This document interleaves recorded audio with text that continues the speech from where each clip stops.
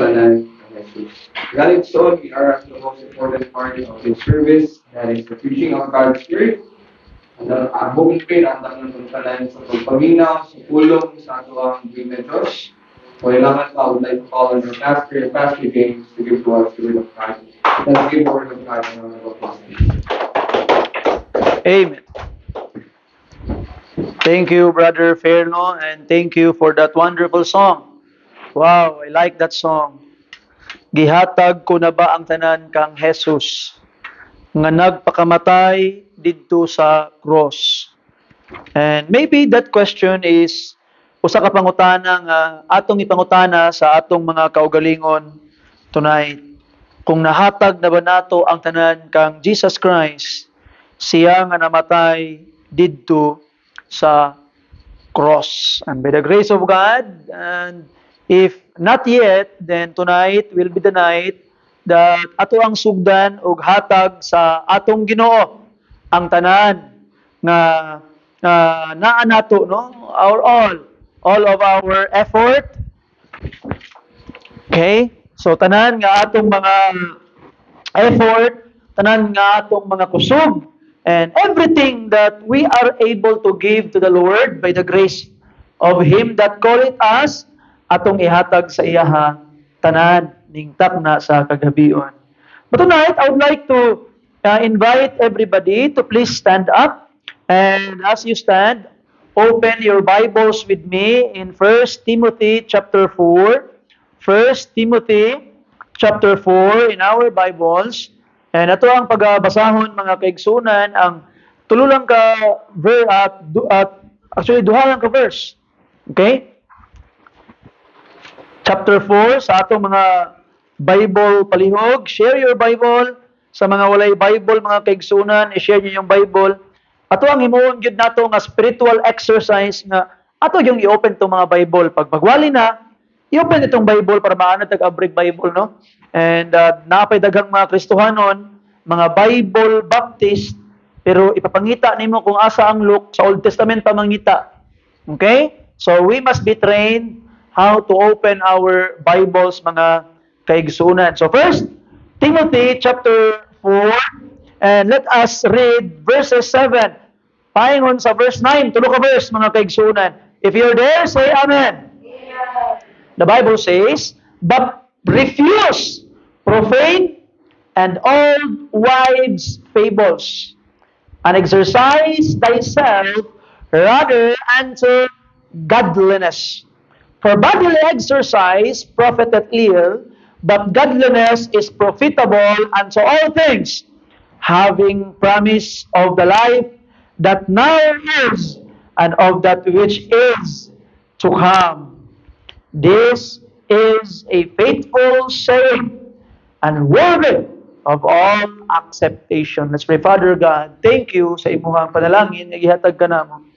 Thank you, Lord, sa imuhang gihatag nga kaalam, sa imong ubos nga alagad karon nga mawali ang imong pulong Ginong Dios sa iluay taon.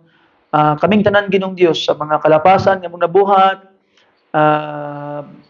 in these days, Ginong Dios.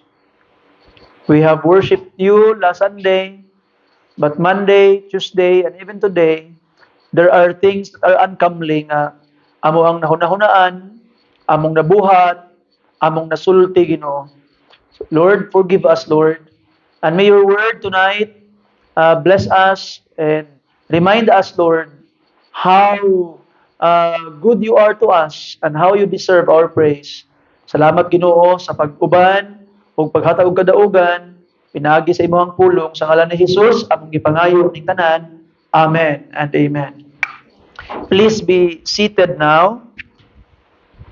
The title of the message tonight, mga kaigsunan, is very simple one.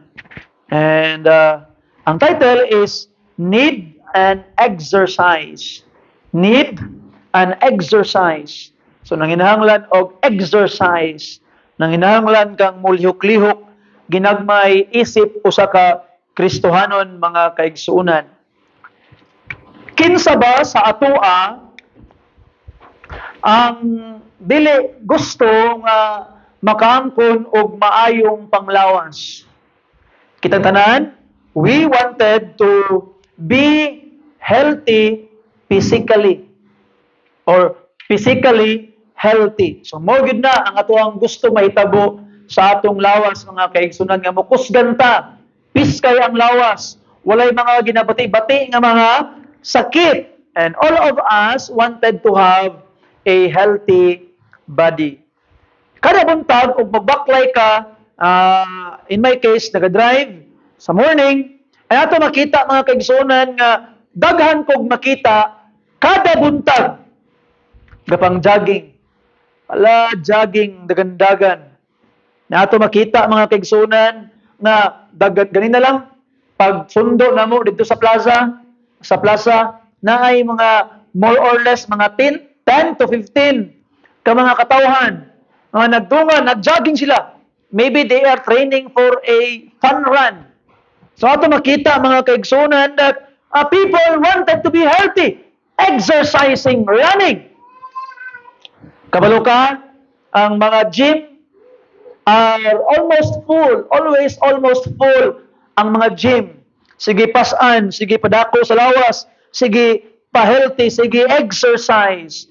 Ang mga court, mga badminton court, mga basketball court, mga volleyball court, or mga kaning bagorong kaning pickle court, ato makita mga kaigsonan that there are always people on those places nga naga-exercise, nga naga-amping sa ilang mga lawas.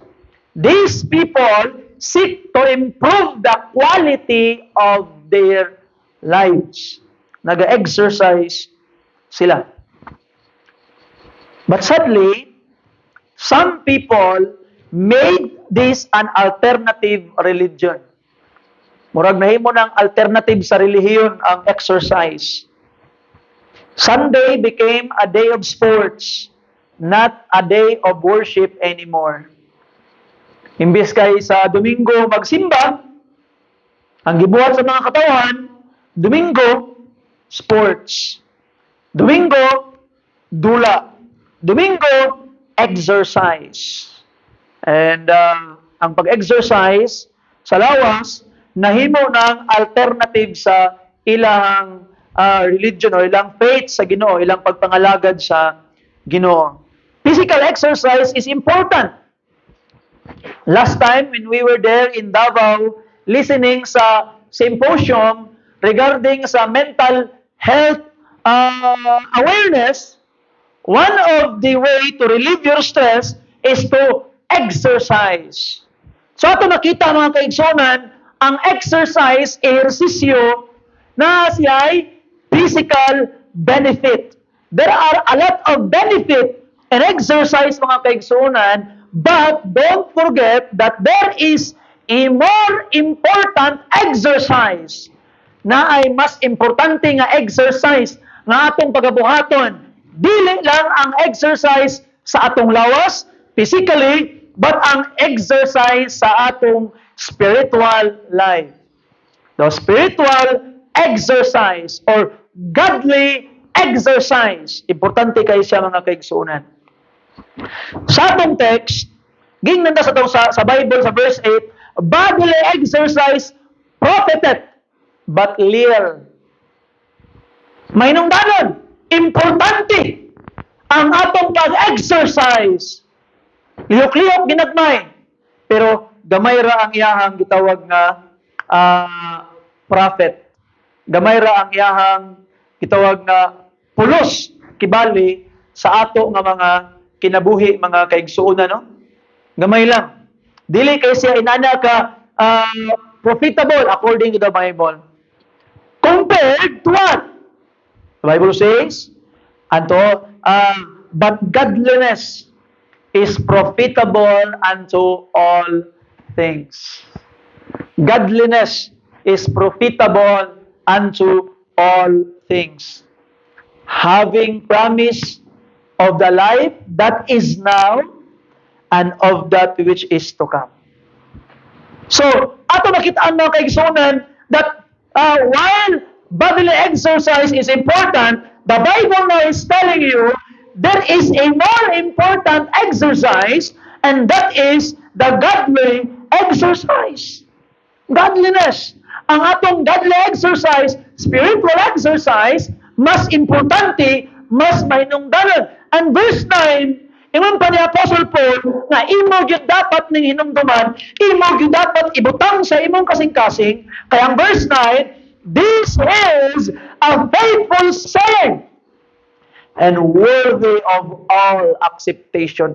Dapat imo yung dawaton, dapat imo yung tuuhan, dapat imo yung i-apply. Because the Bible says, this is a faithful saying. Kabalo ka ang Bible, faithful naman daan.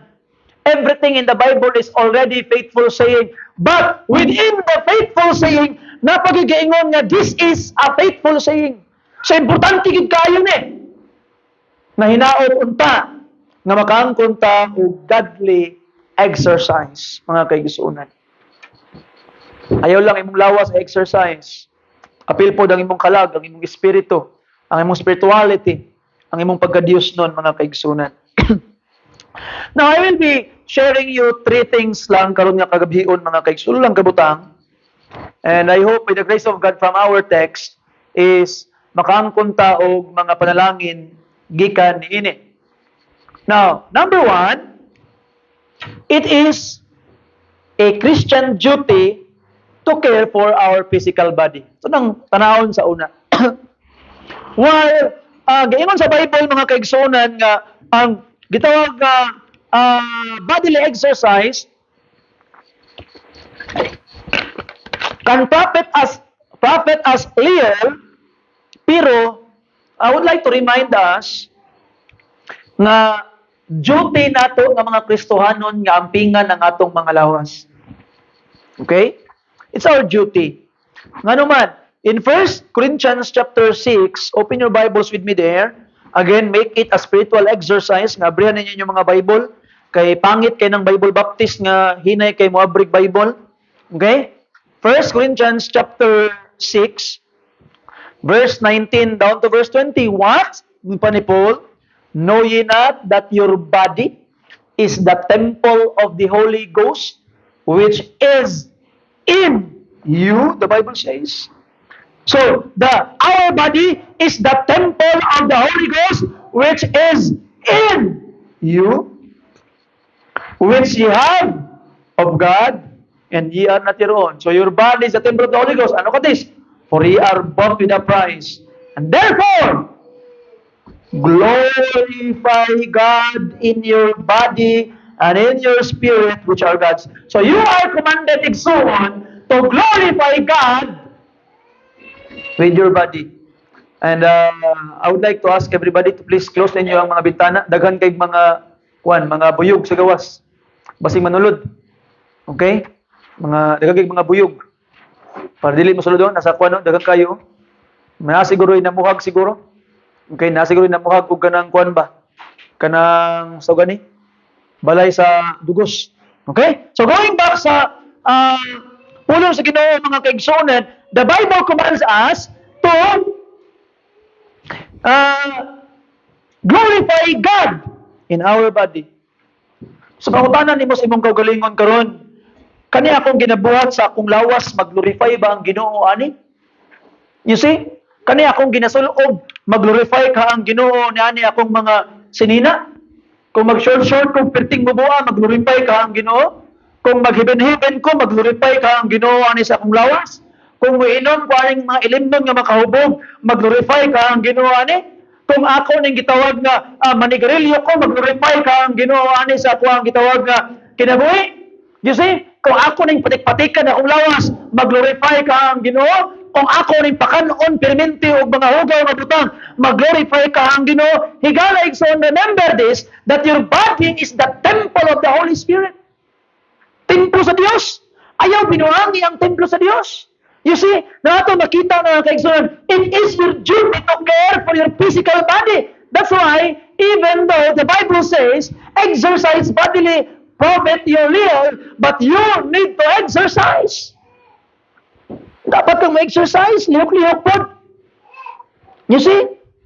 And ato makita na mga kaigsuonan that a lot of Christians, daghang mga Kristohanon, Pag mangutanaw mo, Brad, nganong di man ka makasimba? Lain akong lawas.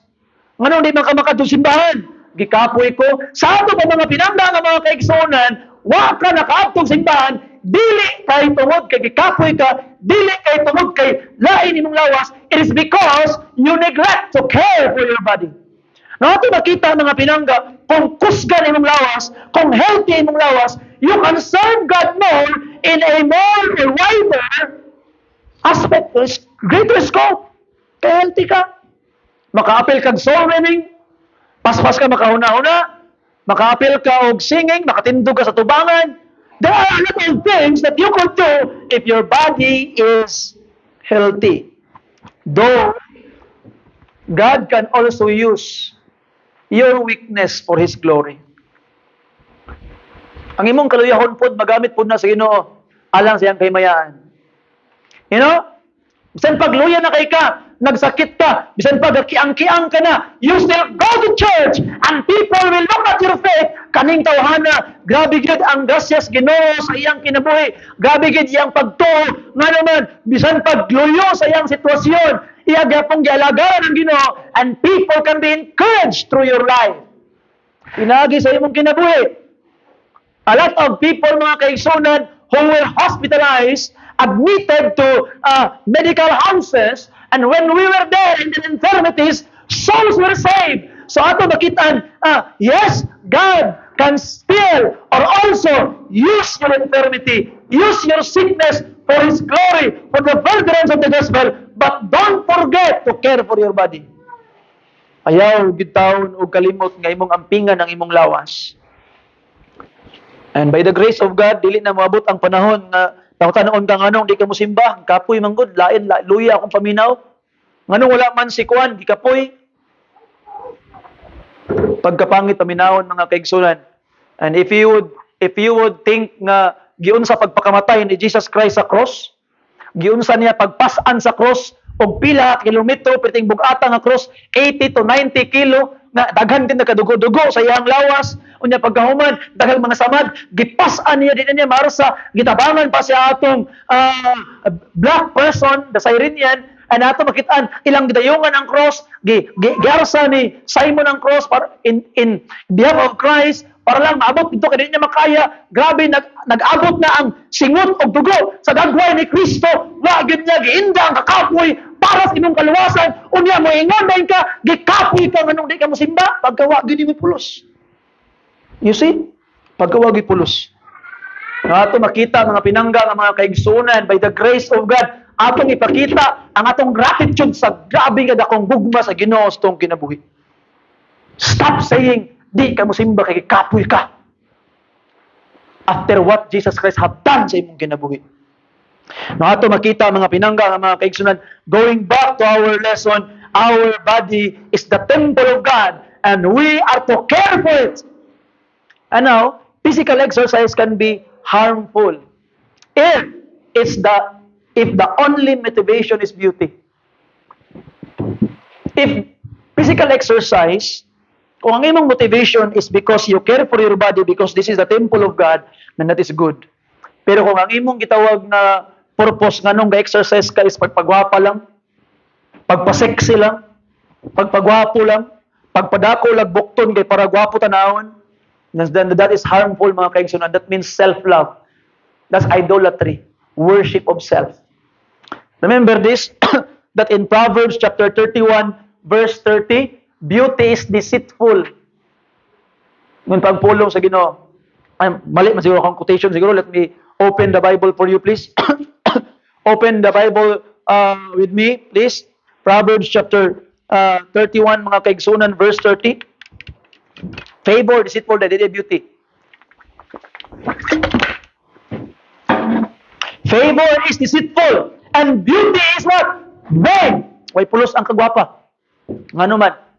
But a woman that feareth the Lord, she shall be praised. Dili, way pulos imong kagwapa, way pulos imong kagwapo, kung bakay kahadlok sa Ginoo pinangga ng mga kaigsunan. You see, I hope by the grace of God, when you do exercise, you do it because you love the Lord and you care for the body ngayang gipuy-an sa imong lawas, not only for your beauty. It's vain. You must fear the Lord. In Proverbs 11, verse 22, tanawa ang Bible, mga kaigsuunan. Proverbs 11, verse 22, as a jewel of gold in a swine's snout, so is a fair woman which is without discretion. Ang gwapa kuno nga babae, bisan pag unsa niya kagwapa, kung wa say kaalam, mura ra siya perlas sa ba sa baboy. You see that? Mura siya bulawan sa ba sa baboy. Mura siya singsing sa ba sa baboy. That is how the Bible see a woman nga gwapa, sexy, pero way kaalam. I hope by the grace of God, men and women alike, himo nato nga priority ang kahadlok sa Ginoo, himo nato nga priority ang wisdom nga gikan sa Ginoo, because even how beautiful you are, apart from the fear of God, apart from wisdom from God, discretion, perti gid mong pangita tubangan sa Ginoo. Ay ato makita mga kaigsunan in the book of 2 Corinthians chapter 4 verse 16. The Bible says, for which cause we faint not, but though our inward man perish.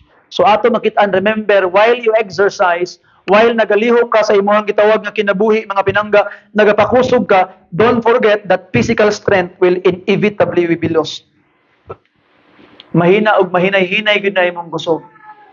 A lot of people I hear nga pastor, huna lang gid na akong gauna pastor. Sa una, kusog man kay nako ni ihagbas, murag karon murag dali na kay kumuluya. Sa una, bisan pagdugay kay ko manilhig, wa gyud problema karon sakit na akong likod. Higalay konsultian di ka. Bisan pag-unsaon nimo exercise, one day muluya og muluya gyud ka. That's why you need to know your priority. And don't forget, care for your body. Para di na moabot ang panahon nga moingon ka nga gikapoy ka mo nang di ka mo simba. Maybe that the body is not the problem but the heart. Now, number 2, mga pinangga nga mga kaigsuunan, if it is a Christian duty to care for our body, to have an exercise, physical exercise, that's a Christian duty. But number 2, godly exercise is a Christian's need. Godly exercise is a Christian's need. Dili siya duty, but need.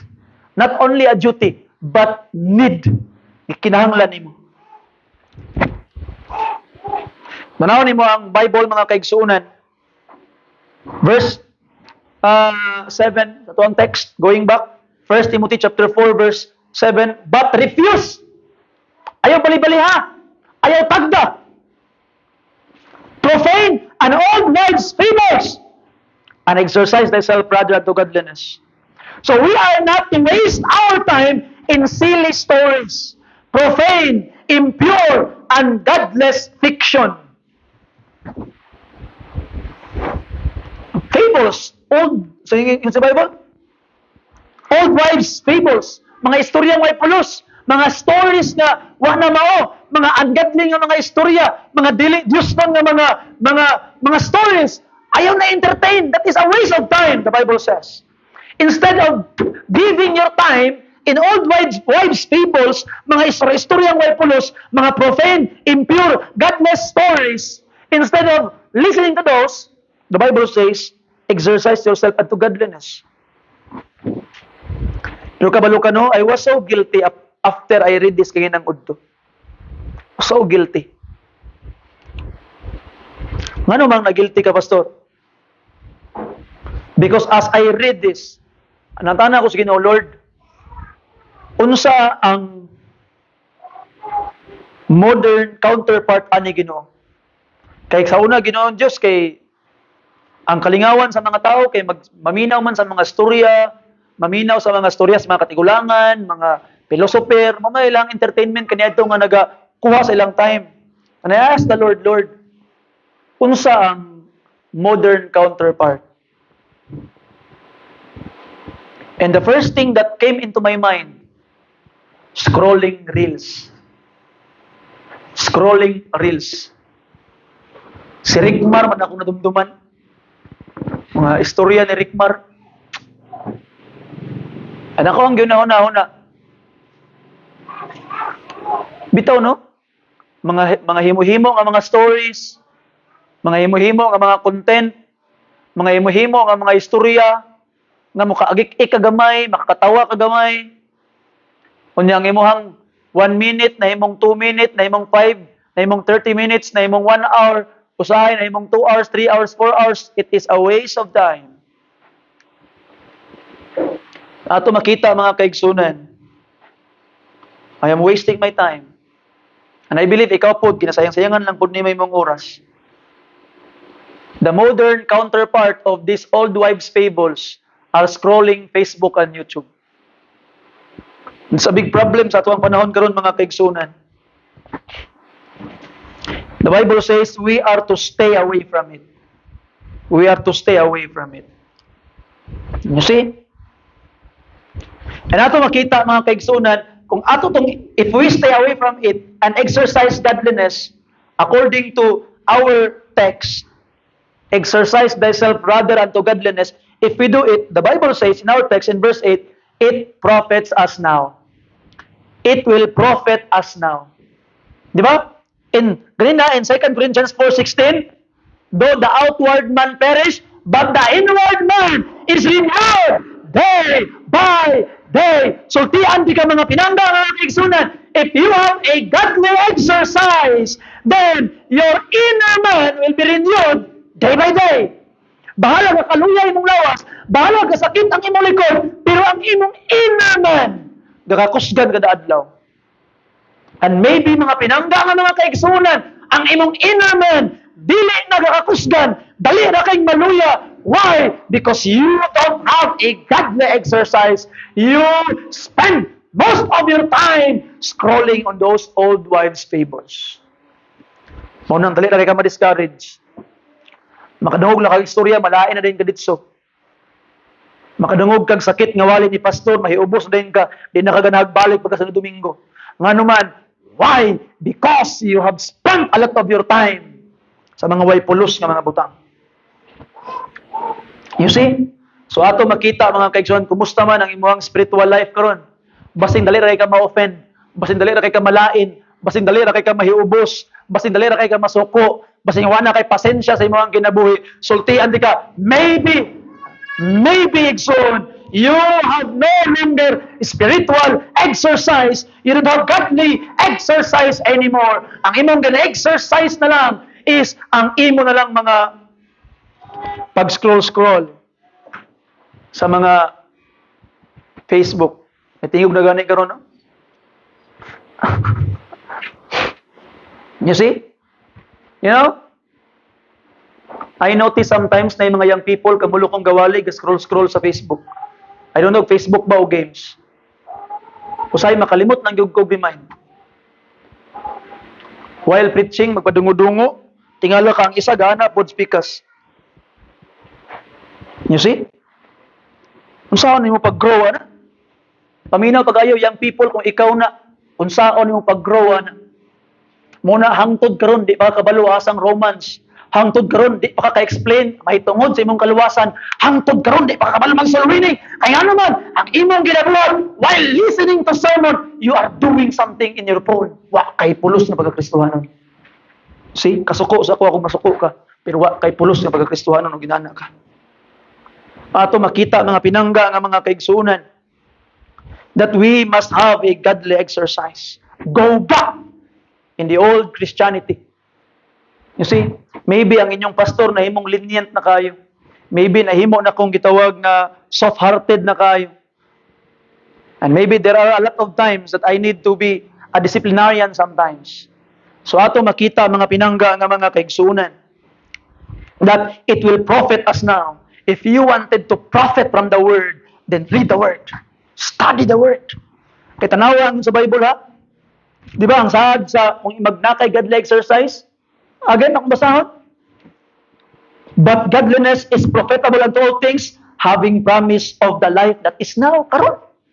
Tanawag ang John chapter 10 verse 10. John chapter 10 verse 10 mga pinangga. Tingon pa ang pulong sa Ginoo, the thief cometh not but for to steal and to kill and to destroy. I am come that they might have life and that they might have it what? More abundantly. So mga pinangga nga mga kaigsunan, ang gusto sa Ginoo day para sa imong kinabuhi karon that you will have a more abundant life now. Sometimes mga pinangga nga mga kaigsunan, pag kumustahon ka, kumusta naman ka sister? Ay, wag yapon, pobre gyapon. Kumusta naman ka brad? Ay, wag yapon, kapoy kinabuhi. Kumusta man ang imuhang gitawag nga kahimtang ron? Mao lagi, wagi ayo gyud. Kapoy kung kayong kinabuhi, pobre kayo, mauna, ay galaigson, don't forget that Jesus Christ came to give you life and to have it more abundantly. Maybe you don't know Jesus. You see? Kay kabalo ka, if you knew Jesus mga kaigsuonan, even in the times of hunger, you are contented. Ingon pa ni Apostle Paul, I can do all things through Christ which strengtheneth me. Sa panahon sa kagutom, panahon sa kahubo, panahon sa kapobriyon, panahon sa kabusog, panahon sa kadato, I can do it. Ingon pa ni Paul, sa ato pa mga kaigsuonan, there is always an abundant life na makikaunwala in Christianity. Nga naman, because He came to give you an abundant life. So next time someone will ask you, kumusta man ka brad? Sa grasyas Ginoo, maayo kayo. Why? Ayaw kalimot, pinangga nga mga kaigsunan, tanawa, unsa ka maayo, ang imong kinabuhi, Kristohanon, pinasaylo ka gikan sa imong mga sala, anak na ka sa Dios, o paingon na kag langit, nganong maingon man kang bati imong kinabuhi. Gipasaylo ka, paingon na kag langit, anak na ka sa Dios, dili bati imong kinabuhi, dili kapoy imong kinabuhi, usa ka kinabuhi nga malipayon kayo, nga naman usa ka anak sa yawa, paingon na impierno, nahimo ng anak sa Dios, paingon na langit. Pagka maayo sa imong kinabuhi, amen? I hope you can say amen to that. Maayo kay imong kinabuhi.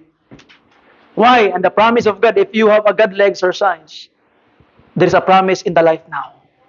Maybe wa pa nimo nadawat ang promise in the life now, kay wag kay godly exercise. Finger exercise lang ka pirmin this Facebook. You see? The question is, how can I exercise it, Pastor? Saan na ako na pag-exercise? Learn the Word. Paminawan ninyo ang gitawag nga pulong sa Ginoo. And after learn the Word, share your experience to other people. Number 1, i-try og share ang imong experience kasi natian nimo sa Ginoo, ang imong kaluwasan sa imong kaubang Kristohanon. Maybe i-share nimo imong kaluwasan or sa ang imong experience sa Ginoo sa imong amigo nga Christian, sa imong Sunday school teacher. You see? Maybe sa atong mga Sunday school teacher, maybe next time I would like to ask you ato ang patindugon o paistoryahon ato ang mga estudyante that they could express themselves.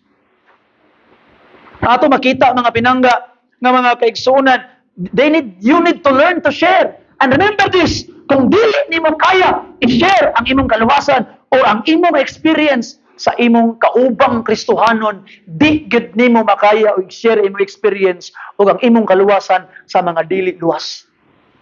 Di gid nimo kaya sa pareha mo pagtuo. Aya ka sa way pagtuo. You see? So remember this, learn to share your faith to your fellow brothers and sisters sa simbahan. Kaya makaya nimo share imong pagtuo sa imong fellow brothers and sisters sa church, kaya po ba nimo i-share sa mga dili magtotoo. And after that, labor for His glory. Liyok to eh. Apil to eh. You see? Ang mga Kristohanon takpulan kayo. Even though sa tuwa bitong invitation pagka Sunday, may go come forward, biyahe ng lingkuranan, mulingkod agad diha, muluhod sa mga bangko. Pagkatapulan na sa mga Kristohanon karon. You see, even just to stand up and to walk in front, di na makaya. You see, mura na kog sirang plaka, gabalik-balik, istoryo, sa may matao na mo. Wa man kadungog siguro ni. Nadunggan ba ko? Wala. Maybe wala. You see? And you say that you are a faithful Christian even to step out of your chairs? You can't do it? How about step out of your faith? Maybe you cannot do it also. Nga naman, tapulan na kay kakaroon. Di na pareha sa unang adasig kay kasanan. Ahaman paingon, ahamang sulwining, you're there. Pero karon pagawas lang sa imong bangko, di niyo makaya. Maybe you need revival sa imong kinabuhi. Maybe you need nga kinahanglan buhion sa Ginoo sa imong pagtuo. Maybe your love for God must be renewed, mga pinangga nga mga kaigsunan. By the grace of God, learn. Ask the Lord for revival sa imong kinabuhi. Basing gibalbal na kaigsuon. Wala na revival, gibalbal na. Labor for His glory. And di lang kay it will profit in this time, but also the Bible says in our text, mga kaigsunan, in the life to come. In that which is to come. Muna ang giingon sa Bible sa Matthew 6 verse 20 na gather treasures didto sa langit dili dire. In Luke chapter 16 verse 9, if you are faithful even in that ungodly mammon, ingon pang pulong sa Ginoo, those people nga imong ipangtabangan will welcome you in heavenly habitation. Luke chapter 16 verse 9. So ato makita mga pinangga nga mga kaigsunan, if you have a godly exercise now, ang gitawag nga saad di lang kay karon apil pod sa sunod nga kinabuhi. Now lastly, number 3 mga pinangga. Number 1, we have learned that it is a duty for you to care for yourself, to have a physical exercise. Number 2, we have learned that godly exercise is a Christian's need. Gikinahanglan nimo. Now number 3, don't fall into a spiritual slumber. Don't fall into a spiritual slumber. Basing nakakaroon sa state na spiritual slumber. Natulog ang imong pagkakristohanon. Natulog ang imong spirituality. Gatulog ka karon. You are no longer serving the Lord, or maybe you are physically present but mentally and in the heart absent. Maybe nalayo ka na mga kaigsunan. Many Christians are becoming tired spiritually. Why? Nganong tired man spiritually ang Kristohanon? They lack exercise spiritually. Kulang na ang spiritual exercise. Dili ka mo lahutay sa imuhang kinabuhing Kristohanon if you do not use your faith, do not exercise your faith, do not exercise your spirituality, serve the Lord. Get involved sa simbahan. You see? Palupig man tas mga saksi, ako yaw kayo tibok kongregasyon ng gawas, pero ang mga baptist, iyayag tago. You see? Kita man kay tinuod, kita man kay nagwalis kamatuuran nganong manago man ta atong i-proclaim sa kalibutan kung kinsa si Kristo ug unsa ang kaluwasan. You see? Ato makita mga pinangga nga mga kaigsunan, let us show our faith to the Lord. Get involved sa simbahan. Get involved sa soul winning. You see? Di na magpa-remind kung gitawag nga panahon sa ting simba. Ikaw na ang mo-remind sa imong mga kaigsunan. Di na ka maghulat nga i-remind kaya ka mo simba. Ikaw na ang mang-remind sa uban, brad, manimbata, sis, manimbata. Why? You are a child of God. Anak ka sa Diyos. You see?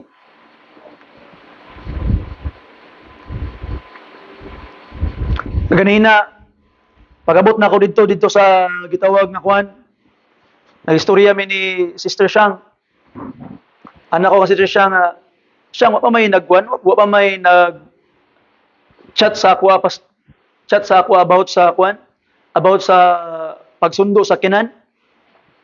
Ana siyang, ikaw na lang ko'y chat ana sa ilaha, pastor, kabalo naman ka, unhi na lang. You see? That is a very bad observation. Pangit kayo, no?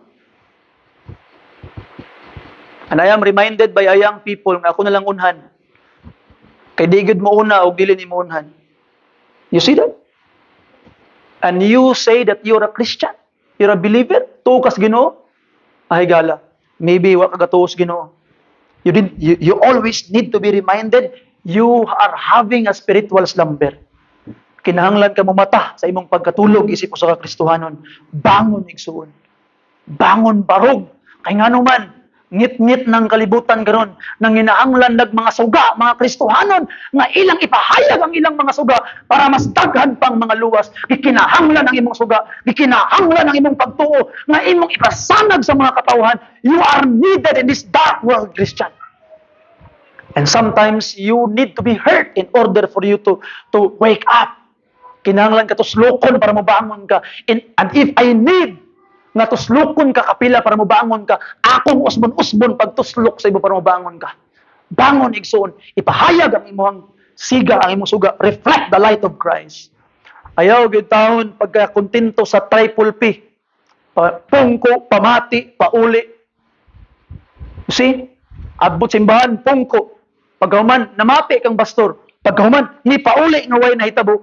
Pagka pila pagid kaadlaw ni post sa Facebook, pabadlong. Pagka na lang gyud. Napay pakapin isa.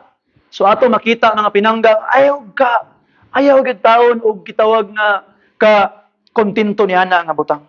Don't be contented. Anak ka sa Dios, ayaw kalimot. Anak ka sa Dios. And nobody is too busy to serve the Lord. Exercise your faith. Exercise your spirituality. Hunaw-hunaw mo, you have time to nourish your physical body. Why can't you give it to your spirit? We have time to many other things. Na kay tayo mag-travel, na kay tayo mag-shopping, na kay tayo matulog. Usahay, imong tulog, sobra pa og 8 hours. Na kay tayo mag-scroll-scroll sa Facebook. Na kay time mag-movie, makahuman kag pila ka movie sa isa ka simana. Na kay tayo maglaag-laag. Na kay tayo nga mga butang. Pero nga naman, pagtingsimba na, busy. Pagtingsulwining na, busy. Tig-prayer meeting, busy. Why is that? What's wrong? What's happening? You see? It's a big problem.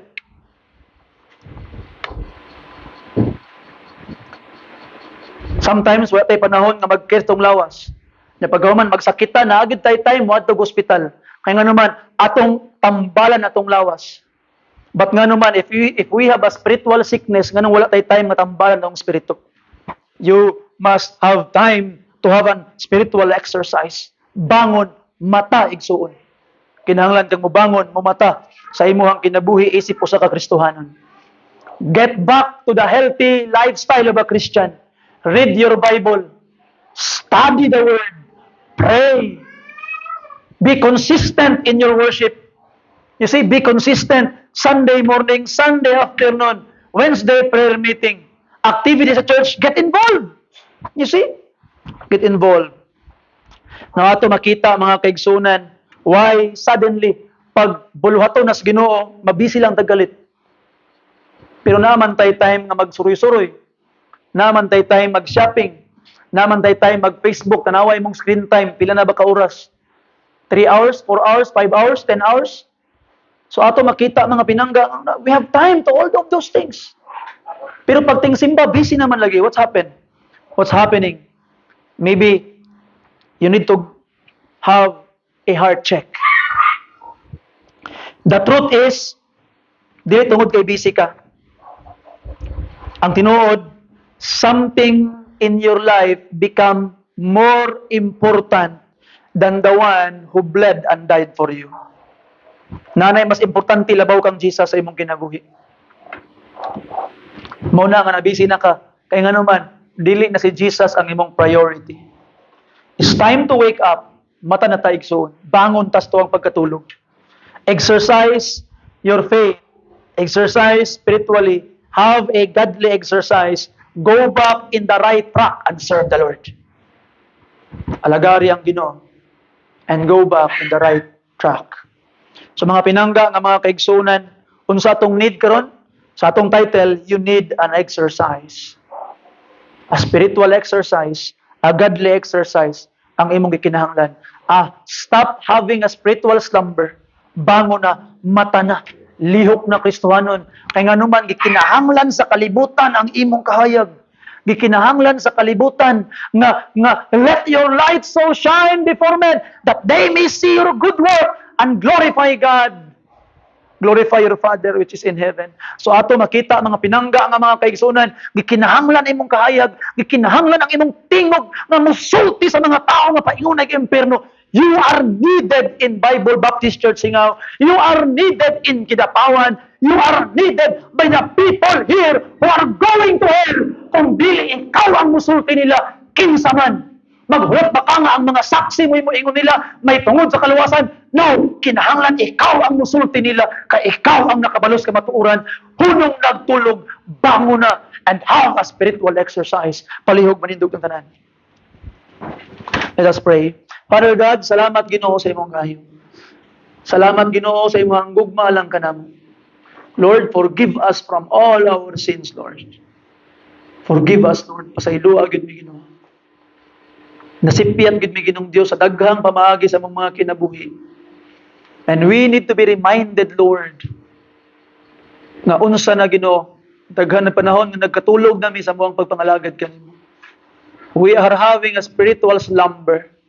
But Lord, I pray that you'd bless, you'd wake us up, Lord. Pukawa mi Ginoong Dios. Pukawa mi Ginoo.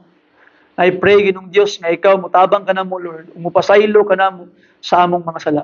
Ikaw na bahala namo, Lord. Lord, I pray that you'd bless these people as they pray karon.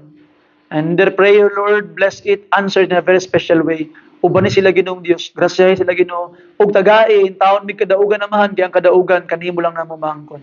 Salamat sa imong kayo Ginoo. Salamat sa imong gugma lang kanamo. Salamat Ginoo sa kapasayloan ug sa imong kaluoy nagigahatag ka namo always, Lord. Ikaw na bahala namo, Lord. We need you always Ginoong Dios. Bless and empower us. And ikaw na bahala sa mga Ginoo in Jesus precious name. Amen. Look for a place. And if you want a partner, look for a partner para sa pag-ampo. Pag inampuay ta mga pinangga nga mga kaigsunan.